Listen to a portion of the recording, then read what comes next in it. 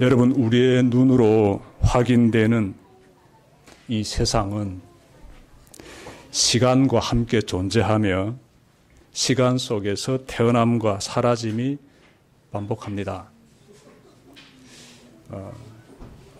우리 육안으로 확인되는 세상, 이 세상은 태어남과 그리고 사라짐으로 이렇게 반복이 되고 있다는 것입니다. 모든 만물로 이루어진 공간을 가리켜서 세상이라고 합니다. 이러한 세상이라는 만물로서 구성되어 있는 이러한 공간, 이런 공간 가운데서 태어남과 사라짐이라는 이 주제를 좀 우리가 살펴봤으면 좋겠습니다. 그리고 그 가운데서 모든 것은 시간이라는 이 선로를 달리고 있습니다. 지구를 밝히는 태양도 태어남과 사라짐의 과정 가운데 있습니다. 세상의 모든 만물은 영원하지 않습니다. 지구에 약동하는 모든 생명체도 언젠가는 멸종합니다. 태양이 사라진다는 것은 곧 지구도 멸종하게 됨을 의미하지요. 이 세상의 시간과 함께 존재하는 한 모든 사물은 태어남과 사라짐이라는 이 틀에서 벗어날 수가 없습니다. 그래서 우리는 이 땅에서 존재하는 동안 나는 어디에서 왔으며 또 나는 누구이며 나는 어디로 가는지를 우리가 질문하게 되고 그 답을 찾고자 노력하는 것입니다. 흔히들 나는 어디에서 왔는가라는 질문에 대한 답변을 찾기 위해서 족보를 살펴봅니다. 나의 아버지는 누구이고 나의 할아버지는 누구이고 이런 식으로 자신은 누구로부터 이 세상에 태어나게 되었는지를 찾고 있습니다. 그렇게 찾다 보면 태초의 인류를 만나게 됩니다. 그리고 그 태초의 인류로부터 진화론과 창조론으로 이렇게 또 갈라지게 되는데요. 진화론자들은 인간은 무로부터 우연히 생겨나 그것이 점차 진화되어 물고기가 되고 그리고 동물이 되고 사람이 되었다. 즉 최초의 인간이 만들어지게 되었다.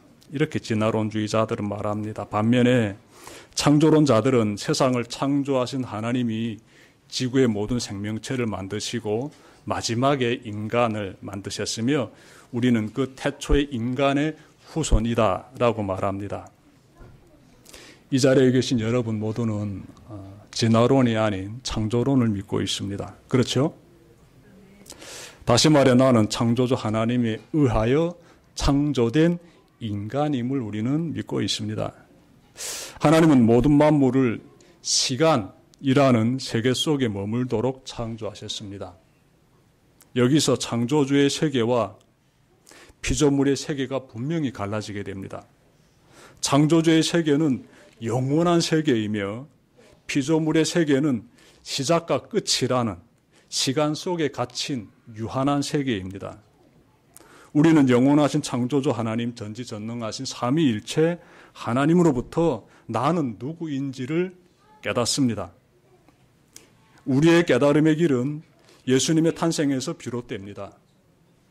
그러므로 예수님의 탄생의 과정은 우리가 반드시 살펴봐야만 하는 과정이 되겠습니다. 오늘은 인류 역사상 가장 위대한 사건인 예수님의 탄생에 대해 전하려고 하는데 오늘의 말씀을 통해서 나의 나됨을 깊이 깨닫는 여러분들 다 되시기를 바랍니다.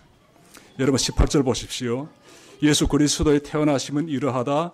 그의 어머니 마리아가 요셉과 약혼하고 나서 같이 살기 전에 마리아가 성령으로 잉태한 사실이 드러났다.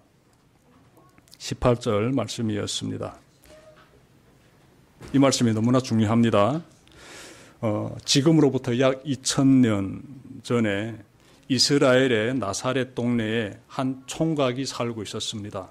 그의 이름은 요셉이며 그는 하나님을 경외하는 청년이었습니다. 그에게는 마리아라는 약혼녀가 있었습니다. 어느 날 그는 누군가로부터 청천벽력과 같은 소식을 듣게 됩니다. 자신이 그토록 믿고 사랑하는 약혼녀가 임신했다는 소식을 듣게 됩니다. 여러분, 임신했다는 사실은요, 이건 감출 수 없고 이러한 소문은 거짓 소문일 수도 없습니다. 왜냐하면 시간이 지나면 백일하에 드러나기 때문에 그렇습니다. 요셉은 약혼녀 마리아의 임신이 자신과 무관함을 누구보다 잘 알고 있습니다. 왜냐하면 자신은 약혼녀와 동침한 적이 단 한 번도 없기 때문입니다. 그는 마리아가 필경 다른 남자와 동침했다고 여겼습니다. 요셉도 인간인지라 마음속에서 약혼녀로부터 받은 그 배신감, 그것이 분노로 끌어올랐을 것이에요. 여러분이 이런 상황에 직면했다면 어떻게 처신하겠습니까? 내가 사랑하는 여인, 나와 결혼을 약속한 약혼녀가 임신했다는 사실, 나는 이 사실에 무관하다는 그 엄연한 사실 앞에서 여러분들의 심정은 어떻게 정말 끌어오를 것 같습니까? 아마 받은 대로 갚아주려고 할 수 있습니다. 내가 받은 상처 그대로 상대방에게 돌려주려고 할 수 있습니다. 이 여인이 임신한 아이는 내 아이가 아니라며 동네방네 떠들 수 있습니다. 그런데 요셉은 그렇게 하지 않습니다. 그는 남들이 알세라 마리아와의 관계를 조용히 끊으려고 합니다. 다시 말해 가만히 파혼하려고 합니다. 요셉이 마리아의 임신에 관하여 함구하면, 즉 내만 입을 닫으면 그녀의 신변에는 별다른 위험이 이렇게 따르지 않는다고 본 것이지요. 여러분, 사실 신명기 22장 23절과 24절에 따르면 약혼한 여인이 다른 남자와 동침하면 둘 다 성 밖으로 끌어내다 모두가 보는 앞에서 돌로 쳐 죽여야 합니다. 약혼식을 앞두고 저지른 음행은 하나님 보시기에 매우 악했기 때문에 이와 같은 징벌을 허락하신 것이에요. 그런데 요셉은 약혼녀인 마리아를 이렇게 보호해주고 있습니다. 감싸주고 있어요.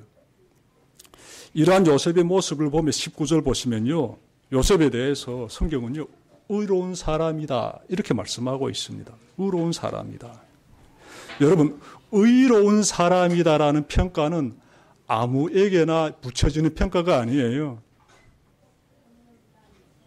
하나님의 법을 지켜 행하는 사람에게 의로운 사람이라는 이러한 평가가 따라가게 되어 있습니다. 그런데 요셉을 향해서 성경은 의로운 사람이다 이렇게 지금 평가하고 있습니다. 요셉이 하나님의 법을 지키는 사람이라면 하나님의 그 말씀의 법에 따라서 약혼녀를 법정에 세워서 법대로 사형당하도록 해야 하지 않습니까? 하지만 요셉은 마리아의 죄를 덮어주고 있어요. 이건 어찌 보게 되면 하나님의 법을 어기는 것 같습니다. 그런데 성경은 이런 요셉을 가리켜 의로운 사람이다 이렇게 말씀하고 있기 때문에 우리가 왜 그렇게 요셉에 대해서 좋게 평가하고 있을까 질문을 가지게 돼요. 요셉의 모습은 지금까지 의롭게 살아온 삶의 연장선이었던 것입니다. 요셉이 그 마리아를 감싸주는 모습,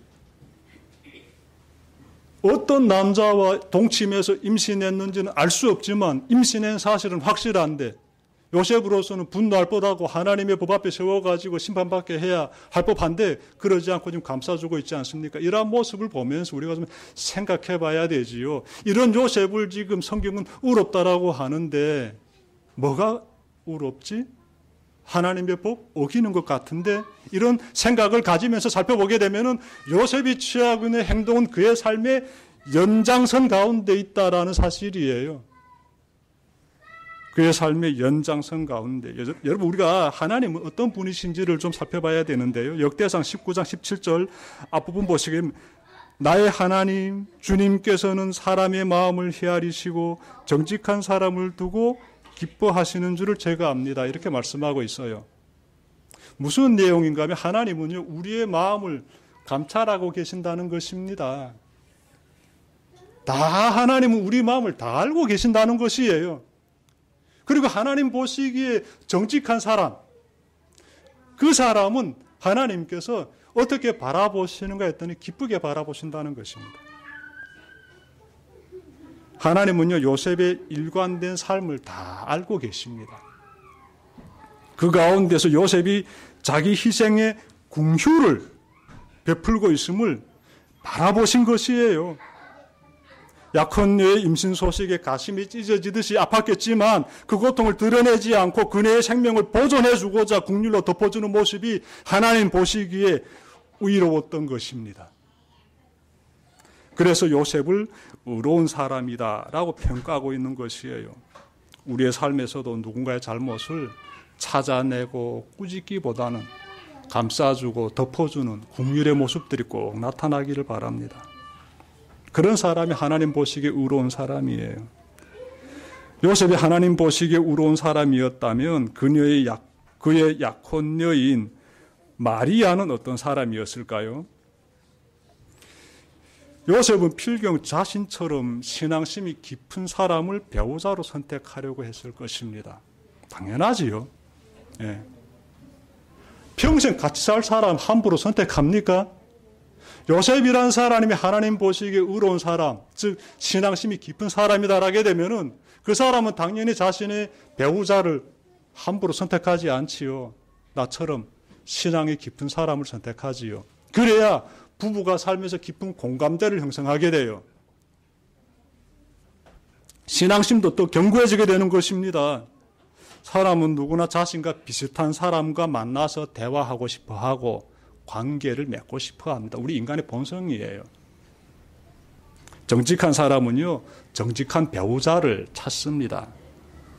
요셉이 선택한 배우자 마리아 좀 더 살펴볼까요? 우리가 누가복음 1장 28절 보시면요, 요셉의 약혼녀 마리아는 하나님의 은혜를 입은 사람이다라고 말씀하고 있습니다.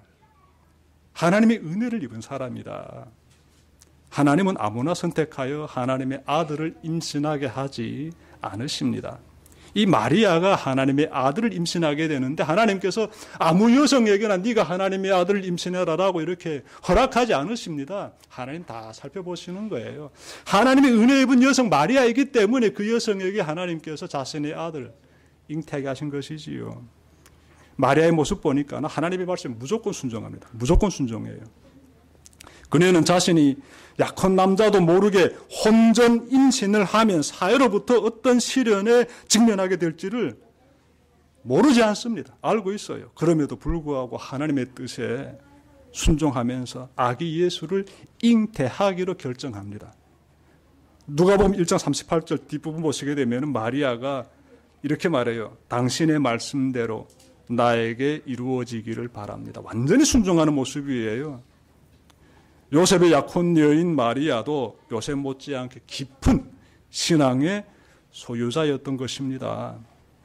요셉은 약혼녀가 신앙심이 뜨거운 여성임을 알고 있었기에 그녀의 임신 소식에는 필경 피치 못할 사정이 있었다고 판단했을 것이에요. 그 가운데서 자신이 할 수 있는 최선의 선택은 가만히 파혼하는 것이라고 결론 내린 것이지요. 이 모든 생각을 다 정리하고 나서 요셉은 잠에 들게 되는데요. 꿈에서 천사를 만납니다.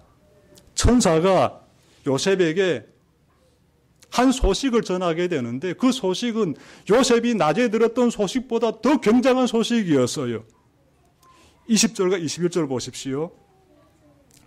다윗의 자손 요셉아 두려워하지 말고 마리아를 내 아내로 맞아들여라. 그 태중에 있는 아기는 성령으로 말미암은 것이다. 마리아가 아들을 낳을 것이니 너는 그 이름을 예수라고 하여라. 그가 자기 백성을 그들의 죄에서 구원하실 것이다. 천사가 지금 어떤 내용을 전하고 있습니까, 여러분? 잠에서 깬 요셉은 지금까지 괴로웠던 그 모든 문제가 완전히 말끔히 사라져 버렸음을 느끼게 됩니다. 천사와 만나서 지금 전해드린 그 소식이 그 정도로 굉장한 소식이에요. 그는 마리아가 임신한 아이가 장차 인류를 죄에서 구원하실 하나님의 아들이시라는 사실을 깨닫게 되고 큰 감격에 휩싸이게 되죠. 그건 하나님의 임재를 경험하게 됩니다. 하나님의 임재를. 요셉은 하나님의 도우심으로 마리아를요 아내로 기꺼이 맞아들이고, 그리고 얼마 뒤 마리아가 아기 예수를 이렇게 낳게 되는데 예수님께서 태어나십니다. 여러분 잠시 좀 멈춰서 좀 살펴봅시다. 하나님께서 예수님의 탄생 사건을 통해 우리에게 어떤 깨달음을 주고 계십니까? 이 전체 이 내용을 우리가 쫙 그려보면서 좀 하나님께서 이 사건을 통해서 우리에게 주시는 그 강력한 깨달음이 있습니다. 마리아가 남자와 동침하여 아기를 임신한 것이 아니라, 말씀 보십시오, 성령으로 아기 예수를 임신하게 된 것이에요. 성령으로 임신하게 되었다는 것이에요. 천사가 그렇게 말하지 않았습니까? 20절 하반절. 태중에 있는 아기는 성령으로 말미암은 것이다. 그러니 우리가 생각하는 그런 상식적인 그런 틀에서 이 예수가 이렇게 마리아의 태중에 이렇게 어떻게 설명해야 되나? 마리아가 예수를 잉태하게 된 것이 아니에요. 성령님께서 역사하셔서 마리아가 예수를 잉태하게 된 것이다. 이 사실이지요. 이 속에 담겨져 있는 건 무엇이겠습니까? 영원한 세계에 계신 하나님이 어떤 방법으로 유한한 피조물의 세계에 지금 들어오고 계시는지를 우리가 발견하게 돼요. 영원하신 하나님, 이 시간의 틀에 갇혀 있지 않은 영원하신 창조주 하나님, 그 세계가 있습니다. 그 존재가 어떻게 유한한 피조 세계 속으로 들어오고 계시는지를 우리가 지금 이 말씀을 통해서 발견하고 있어요. 그러니까 하나님이 개입하심으로, 인간의 방식에 하나님이 개입하심으로 지금 마리아란 여성에게 이 새 생명이 지금 딱 탄생되게 되는데, 그 존재가 누구냐? 하나님의 아들이시다라는 사실. 여러분들, 이 사실 진짜 굉장한 사실이 아닐 수가 없습니다. 왜냐하면 이러한 사건을 통해서 우리는 나는 어디로부터 왔으며 나는 누구이며 나는 어디로 가는지 이 궁극적인 질문에 답을 찾을 수 있기 때문에 그래요. 우리가 예수님을 믿는 이유는요, 예수님께서 유한한 피조 세계로 찾아오신 성자 하나님이시고 말씀하신 하나님이시고, 그리고 그분을 통해서 우리는 내가 누구인지, 내가 어떤 존재인지 깨닫게 됩니다. 비로소 깨닫게 돼요. 하나님의 형상으로 지음받은 나라는 존재와, 나라는 존재가 처한 상황은 죄에 빠져 있다는 그 사실과, 그 하나님의 아들신 예수를 통해서 내 죄 문제가 사라진다는 사실과, 그분의 은혜로 말미암아 나는 영원한 그 세계로 들어간다는 사실을 다 우리가 정리하면서 깨닫게 되고, 내가 가야 될 인생의 길에 대해서, 이 깨달음에 대해서 마음 가운데 확신으로 딱 간직하게 되는 것입니다. 이 사실 마음에 항상 깊이 간직하시길 바랍니다. 우리는 이 진리를 깨닫고 있는데요, 이 진리 다시 말씀드릴까요? 이 영원한 세계로 우리가 들어갈 수 있는 길을 알고 있다는 것이에요. 영원한 세계. 태어났다 사라지는 이 시간 속의 세계, 두 눈으로 확인된 이 세상이 전부인 것이 아니라, 언젠가는 사라진 이 세상이 전부인 것이 아니라, 이 땅에서 존재하는 우리가 누구인지, 어디서부터 왔으면 우리가 이제 어디로 가게 될 것인지를, 그 길에 대해서 우리는 좀 알고 있다는데요. 어떻게 알고 있습니까? 영원한 세계에 계신 분이 성령으로 마리아에게 잉태되심으로써 우리에게 그 길을 가르쳐 주시고, 그분으로 말미암아서 우리는 그 영원한 그 세계에 들어갈 수 있는 존재라는 사실을 비로소 깨닫게 되고, 이 자리 가운데 다 나오게 된 것이에요. 이 속에 진리가 있기 때문에 우리는 너무나 감사하게 되는 것입니다. 계속해서 예수님 탄생 사건 속으로 들어가 봅시다. 우리는 예수님이 태어나신 장소를 봐야 되는데요, 베들레헴이다라고 하는 베들레헴. 오늘 본문에서 나오지 않은 누가복음 보게 되면 나옵니다. 여러분, 이 베들레헴은요, 잘 봐야 되는 게, 요셉과 마리아는 나사렛 지방에서 이렇게 살고 있는 청춘 남녀입니다. 그들의 고향은요, 그들의 삶의 터전은요, 나사렛입니다. 그런데 이들이 베들레헴으로 가요. 왜 갑니까? 로마 황제가 호적을 다 등록해라고 지시 내렸기 때문에 그래요. 그래서 남편 요셉이 호적을 등록하기 위해서 자신의 본적이 있는 베들레헴으로 올라가게 되는데 남편 혼자 가도 되는데 아내를 데리고 갑니다. 그 임신 막달인 마리아를 데리고 가요. 아마도 아내 혼자 나사렛에 둘 수 없었던 것 같아요. 상황상. 다는 알 수 없겠지만 남편이 아내를 돌봐야 되는 상황이었던 것 같습니다. 그래서 차마 아내 혼자 두지 못하고 아내를 데리고 같이 베들레헴으로 가는데 도착하고 보니까 마누라가 출산을 하려고 해요. 그래서 어디서 태어나지요? 베들레헴에 있는 마구간에서 태어난 거예요. 뭘 말해줍니까? 그 영원한 세계 계신 하나님이 인간의 피조세계로 들어오시는데 어떤 상황 가운데로 지금 뚫고 들어오시는지, 얼마나 위태로운 가운데로 지금 찾아오시는지 우리가 깨닫게 되지 않습니까? 마구간이 어딥니까? 옆에서 그 출산을 도와주는 사람들, 시중을 두는 사람들 없어요. 그 남편이 혼자서 얼마나 많이 놀랐겠습니까? 어떻게 해야 될지 몰라가지고 우왕좌왕했겠습니까? 마리아 혼자 출산하는 거예요. 하나님의 아들이 태어난 현장이 얼마나 열악한 곳인지 여러분들 마음에 잘 새기시길 바랍니다. 지극히 평범하고 가난한 사람 요셉과 마리아를 통해서 하나님의 아들이 태어나고 있어요. 어디에서? 베들레헴 마구간에서. 그뿐만이 아닙니다. 그때 당시 유대의 왕은 누군가 헤롯인데 이 사람은요 베들레헴 지역에 장차 이스라엘의 왕이 될 아이가 태어났다는 소식을 듣고 뭘 하는가 하면요 베들레헴 지역에 있는 2세 이하의 남자애들은 다 죽이라고 지시 내립니다. 그래서 다 죽게 돼요. 감사하게도 하나님께서 이 헤롯이 이 만행을 저지르기 전에 요셉에게 또 말씀해 주시죠. 천사를 통해서 빨리 이곳을 뜨라고, 이집트로 피난 가라고. 그래서 아기 예수는요 태어나서 얼마 안 돼서 또 어디로 가지요? 피난길에 오릅니다. 피난길에 올래. 얼마나 상황이 지금 긴박하게 돌아가고 있고 위태롭습니까? 예? 여러분 예수님의 탄생 이 과정을 보니까 어떻습니까? 동정녀 마리아에게서 잉태되시고 출생에 이르기까지 참으로 위태롭기만 합니다. 천지 만물의 창조주시고 주관자 되신 전능하신 하나님께서 왜 이와 같은 방법으로 인간의 몸을 입으신 것일까요? 이왕이면 권세와 부를 가진 가문의 아들로 안전하게 태어나실 수도 있을 텐데 왜 굳이 저런 위태로운 길을 선택하셨을까요? 영국의 엘리자베스 2세 여왕이 미국 방문할 때면요 그 행차가 매우 요란하다고 합니다. 제가 어느 책에서 보니까 이렇게 말하고 있습니다. 들어보십시오.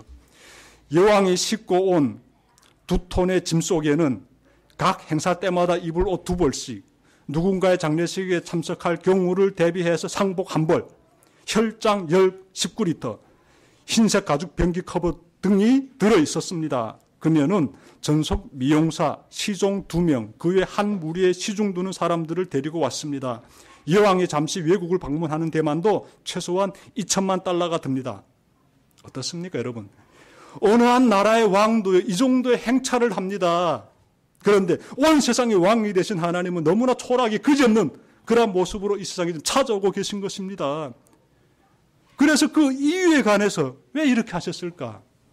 질문하지 않을 수가 없어요. 왜 이렇게 초라하게 오십니까? 너무 위태롭게 이렇게 오십니까?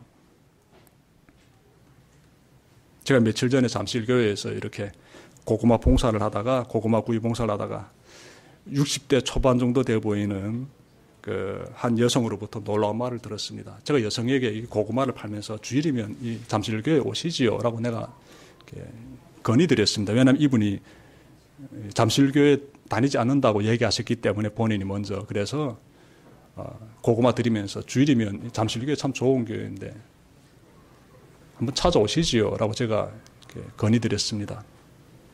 이분이요 한참 머리 들고 잠실교회 큰 건물을 올려다보시더니 내 같은 사람 여기 들어갈 수 있겠습니까? 딱 한마디 하시더라고요. 철렁했습니다. 내 같은 사람 여기 들어갈 수 있겠습니까? 그리고 그분을 아래로 다시 제가 살펴봤습니다. 사연이 많은 안색을 가지고 있더군요. 이분의 얼굴 보니까 사연이 많은 안색을 가지고 있는 분인데 이분이 봤을 때 잠실교회는 이 사회에서 잘 나가는 사람들,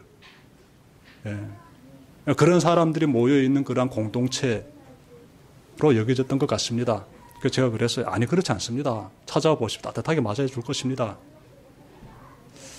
여러분 세상에 잘 나가는 사람들뿐만 아니라 모든 비천한 자들을 다 품어주시기 위해 예수님이 어떤 모습으로, 이처럼 비천한 자의 모습으로, 가난한 자의 모습으로 이 세상에 찾아오신 것입니다. 낮은 자들을 다 품어주시기 위해서 자신이 가장 낮은 자의 모습으로 오신 것이에요. 오늘날의 교회가 주님의 그 정신을 이뤄가고 있지는 않는지 참 우려가 됩니다. 예수님이 이 세상에 한없이 낮은 자의 모습으로 오신 이유를 우리가 늘 마음에 깊이 간직하면서 기억해야 되는 것이 있어요. 하나님은 그렇게 오셔가지고 우리와 늘 함께 계시길 원합니다. 여러분 22절 23절 보십시오. 이 모든 일이 일어난 것은 주님께서 예언자를 시켜서 이르시기를 부하라 동정녀가 잉태하여 아들을 낳을 것이니 그의 이름을 임마누엘이라고 할 것이다 하신 말씀을 이루려고 하신 것이다. 임마누엘은 번역하면 하나님이 우리와 함께 계시다는 뜻이다. 이 내용이 너무나 중요하지요.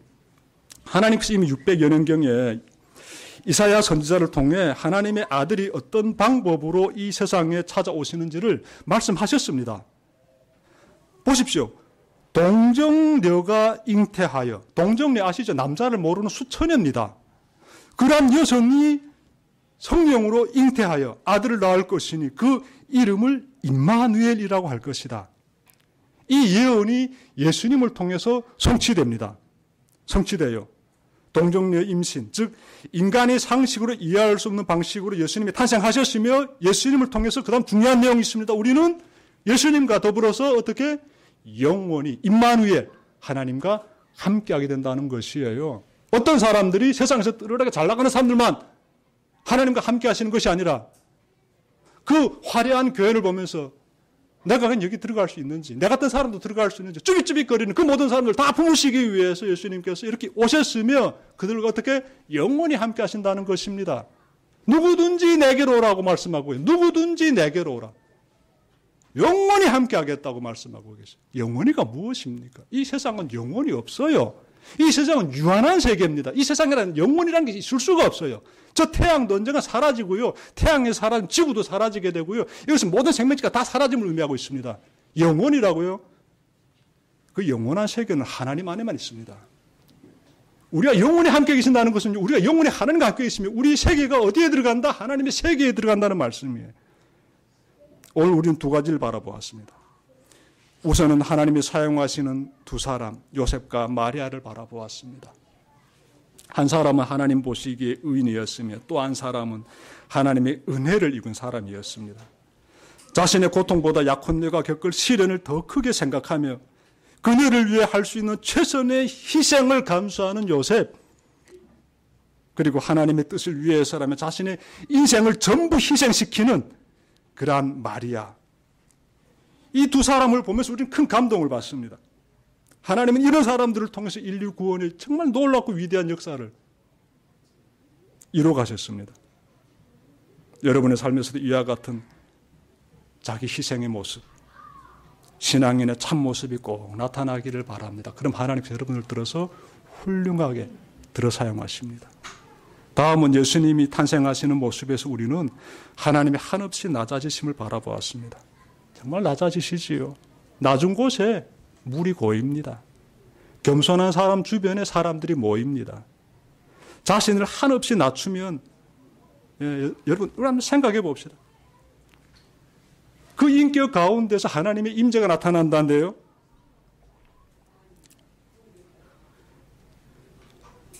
말씀 마치려고 합니다. 수시로 죄를 짓고 있는 우리, 지렁이만도 못한 우리를 구원하시려고 성자 하나님의 몸소 인간의 몸으로 탄생하셨습니다. 우리를 향한 하나님의 사랑이 얼마나 크고 놀라운지를 예수님의 탄생을 더 깊이 깨달으시길 바랍니다.